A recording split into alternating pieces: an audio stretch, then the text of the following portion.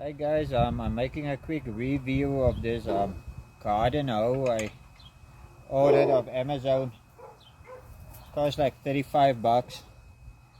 It's fairly sturdy, and it just twists. It's like 3 separate pieces, and it just twists in,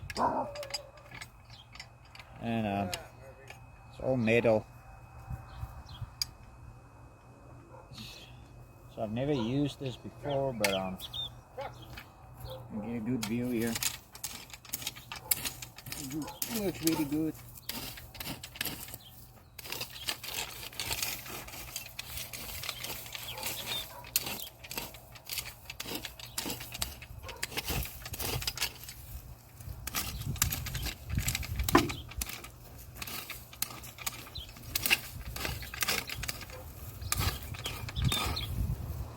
I like it.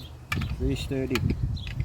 I'll put a link down in the comment section of where I bought it from.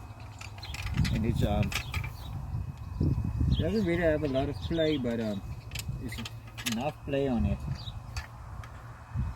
And the way I understand it, that's the way it's supposed to be. If you find this video helpful, please like and subscribe. Have a wonderful day.